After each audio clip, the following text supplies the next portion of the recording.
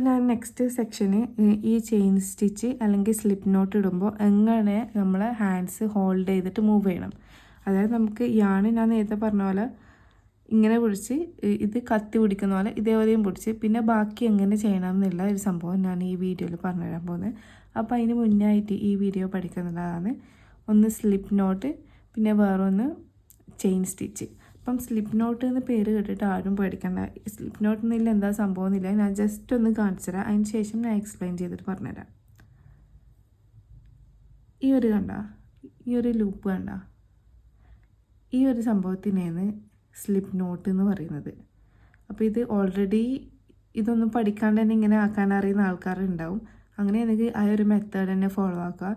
അല്ല ഇങ്ങനത്തെ ഒരു കെട്ടും ഒന്നും അറിയില്ലെങ്കിൽ ഞാൻ ഇപ്പം ചെയ്യുന്ന പോലെ ചെയ്യാം. ഇനി കുറേ മെത്തേഡ്സ് ഉണ്ട് ഈ സ്ലിപ്പ് നോട്ട് ഇടാൻ വേണ്ടിയിട്ട്. അപ്പോൾ ഞാൻ എങ്ങനെയാണ് ഇടുന്ന ഒരു രീതിയാണ് ഞാൻ നിങ്ങൾക്ക് കാണിച്ചു തരാൻ പോകുന്നത്.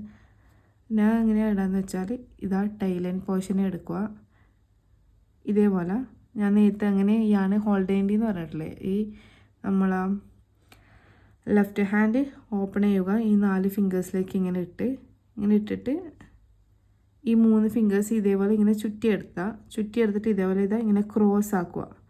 ബാക്ക് ഇങ്ങനെ ഉണ്ടാവുക, ഇതിങ്ങനെ ക്ലോസ് ആക്കുക. ക്ലോസ് ആക്കിയതിന് ശേഷം നമ്മൾ എടുക്കാവുന്ന ടൈലൻഡ് കണ്ട, ഈ ടൈലൻഡ് ഇങ്ങനെ നേരെ കൊണ്ടുപോയിട്ട് ഈ 2 ഫിംഗർ, അതായത് ഈ ചൂണ്ട വിരൽ പിന്നെ മിഡിൽ ഫിംഗർ, ഇത് രണ്ടിൻ്റെ ഇടയ്ക്ക് ഇതിങ്ങനെ കുറച്ചൊന്ന് ടൈറ്റിൽ പിടിക്കുക. ടൈറ്റിൽ പിടിച്ചതിന് ശേഷം ഈ ഒരു ഇത് കണ്ട, ഈ ഒരു ലൂപ്പ് ജസ്റ്റ് ഇങ്ങനെ പുറത്തേക്ക് ചെറുതായിട്ടൊന്ന് പുറത്തേക്ക് എടുക്കുക. പുറത്തേക്ക് എടുക്കുമ്പോൾ ശ്രദ്ധിക്കേണ്ട കാര്യം, നമ്മൾ ടൈലൻഡ് എന്ന് പറയുന്നത് ഇങ്ങനെ ആയി പോകാൻ പറ്റില്ല. പിന്നെ നമ്മൾ സ്ലിപ്പ് നോട്ട് നടക്കില്ല. ജസ്റ്റ് ഇതേപോലെ ഒന്ന് പുറത്തെടുക്കുക. പിന്നെ അതിന് ശേഷം ഈ ഒരു ടൈലൻഡും പിന്നെ ഈ വർക്കിംഗ് യാണും ഒപ്പരം പിടിക്കുക. നമ്മൾ റൈറ്റ് ഹാൻഡ് കൊണ്ട് ഒപ്പരം പിടിക്കുക. പിന്നെ നമ്മൾ ഇവിടെ നമുക്ക് ഒരു സംഭവം ഉണ്ടാവും, അപ്പോൾ അതിങ്ങനെ വലിച്ചെടുക്കാം. എന്നിട്ട് നമ്മൾ സ്ലിപ്പ് നോട്ടായി. ഞാൻ ഒന്നുകൂടി കാണിച്ചു തരാം. ഇതേപോലെ വെക്കുക. ഇതിങ്ങനെ ക്രോസിങ്ങിൽ ഇത് ടൈലൻഡ് കുറച്ചും കൂടി താന്ന് കിട്ടിയാൽ കുറച്ചും കൂടി നല്ലതായിരിക്കും കേട്ടോ ബിഗ്നേഴ്സ് ചെയ്യുന്ന ടൈം.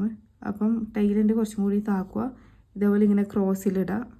ക്രോസിലിട്ടതിന് ശേഷം ഈ ഒരു ടൈലൻഡ് കൊണ്ടുപോയിട്ട് ഇവിടെ ഇങ്ങനെ ഇറുക്കി വെക്കുക. പിന്നെ അതിന് ശേഷം ഈ ഒരു ലൂപ്പ്, ഈ ബാക്ക് സൈഡിൽ ഈ ഒരു ലൂപ്പ് വേണ്ട, ഈ ഒരു ലൂപ്പിന് ഇങ്ങനെ പുറത്തേക്ക് ഇങ്ങനെ ഇടുക. അതായത് കെയിൻ്റെ ഉള്ളിൽ നിന്ന് ഇങ്ങനെ പുറത്തേക്ക് ഇതേപോലെ ഇങ്ങനെ വെച്ച് കൊടുക്കുക.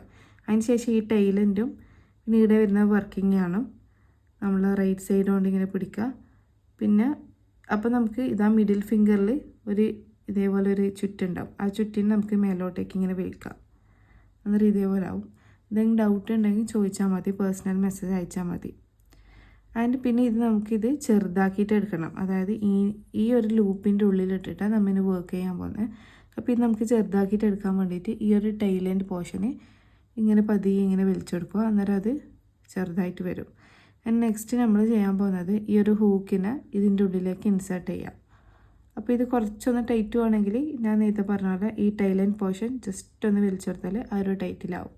ഇനി ഞാൻ നേരത്തെ പറഞ്ഞ പോലെ ഹോൾഡ് ചെയ്യണം. അതായത് ഹൂക്ക് അങ്ങനെ ഹോൾഡ് ചെയ്യണ്ടേ, കത്തി പിടിക്കുന്ന പോലെ ഹോൾഡ് ചെയ്യുക.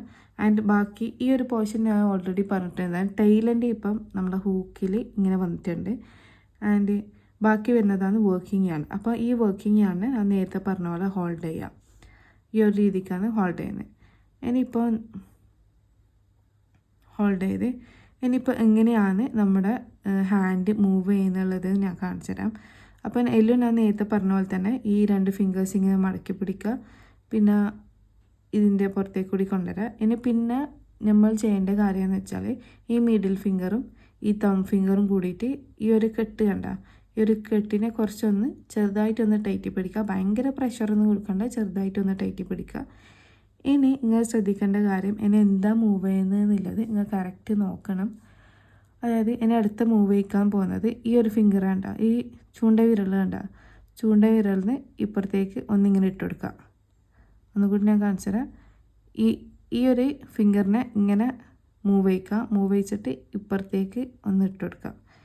ഇതിങ്ങനെ ഇട്ടെടുത്തതിന് ശേഷം എന്താ വേണ്ടത്, നമ്മൾ ഈ ഒരു ഹൂക്ക് ഒഴിച്ച ഹാൻഡ് മല്ലനെ ഇതുപോലെ ഇങ്ങനെ താത്ത് കൊണ്ടുവരാം. എന്നാണ് നെക്സ്റ്റ് പറഞ്ഞ പോർഷനാണ് കുറച്ച് ഇമ്പോർട്ടൻ്റ് ആണ്. അതായത് ഈ ഒരു ഹൂക്ക് ഞാൻ പറഞ്ഞു, ഇത് ഹൂക്ക് പോർഷൻ, ഇത് ഇതിൻ്റെ ബാക്ക് പോർഷൻ. അപ്പോൾ ഈ ബാക്ക് പോർഷൻ, അപ്പോൾ ഇത് നമ്മൾ താത്ത് കൊണ്ടുവരുന്ന സമയത്ത് ഈ ഒരു ഹൂക്ക് പോർഷൻ എന്ന് പറയുന്നത് ചെറുതായിട്ട് ഇങ്ങനെ ചെരിച്ചു കൊടുക്കുക. ചെരിച്ചു കൊടുത്തിട്ട് വേണം നമ്മൾ ഈ ഒരു ഹോൾസ്, ഓൾറെഡി ഇവിടെ ഒരു ഹോൾസ് ഉണ്ടാവും. അപ്പോൾ ഈ ഹോൾസിൻ്റെ ഉള്ളിൽ താത്ത് കൊണ്ടുവരാം. ഞാൻ ഒന്നും കൂടി ചെയ്ത് കാണിച്ചു തരാം. ഇതൊന്ന് ഇങ്ങനെ ചുറ്റിക്കൊടുക്കുക. ഇനി യാൺ ഓവർ എന്നാണ് പറയുക. ചുറ്റിക്കൊടുക്കുക. പിന്നെ ഇതിങ്ങനെ താത്ത് കൊണ്ടുവരാം. താത്ത് കൊണ്ടുവരുന്ന സമയത്ത് ഹൂക്കിനെ നമ്മൾ ചെറുതായിട്ട് ഇതേപോലെ ഇങ്ങനെ ചെരിച്ചു കൊടുക്കുക. ഇത് നേരെ ഫ്രണ്ടിലേക്ക് വെക്കാൻ പറ്റില്ല, ഇത് ചെരിച്ചു കൊടുക്കുക. ചെരിച്ചിട്ട് ഈ ഹോൾസിൻ്റെ ഉള്ളിൽ ഇടാം. അഥവാ ഇതേപോലെ അടക്കിപ്പോയില്ലെങ്കിൽ ഇതൊന്ന് ചെറുതായിട്ട് ഇങ്ങനെ വലിച്ചു കൊടുക്കുക. അന്നേരം ഇന്നും ഇതേപോലെ നമ്മൾ ഫസ്റ്റ് ചെയ്ത പോലെ ഇവിടെ ഒരു ഹോൾ ഉണ്ടാവും. ഈ ഹോളിൻ്റെ ഉള്ളിൽ ഇട്ട് കൊടുക്കുക. ഈ പ്രൊസീജിയർ റിപ്പീറ്റ് ചെയ്യുക. ഇത് ഞാൻ റിപ്പീറ്റ് ചെയ്യുമ്പോൾ എൻ്റെ ഹാൻഡ് ഏതെല്ലാം വേസിലാണ് മൂവ് ചെയ്യുന്നതെന്ന് ശ്രദ്ധിച്ച് നോക്കണേ. എൻ്റെ മൂവ് ചെയ്യുന്നത് ഒന്ന്, എൻ്റെ ഹൂക്ക് ഞാൻ ഇങ്ങനെ മൂവ് ചെയ്യിക്കുന്നുണ്ട്. ആ സെയിം ടൈമിൽ തന്നെ ഞാൻ യാണ് ഒന്ന് മൂവ് ചെയ്യിക്കുന്നുണ്ട്. യാണിങ്ങനെ ഹൂക്കിൻ്റെ മേലേക്ക് മൂവ് ചെയ്യിക്കുന്നുണ്ട്. പിന്നെ ഇങ്ങനെ താത്ത് കൊടുക്കുന്ന സമയത്ത് ഹൂക്കിനെ ചെരിച്ച് കൊടുക്കുക. അഥവാ ഹൂക്കിനെ ചെരിച്ചിട്ടില്ലെങ്കിൽ നമുക്കിതിങ്ങനെ ഈ ഹോൾസിൻ്റെ ഉള്ളിൽ വലിച്ചെടുക്കൽ ഭയങ്കര ബുദ്ധിമുട്ടായിരിക്കും. അതായത് എങ്ങനെ പോവില്ല. അപ്പോൾ നല്ല ക്ഷമ നല്ലോണം വേണം. അപ്പോൾ ഇതൊന്ന് ഇതെല്ലാം ഇട്ട് കൊടുക്കുക.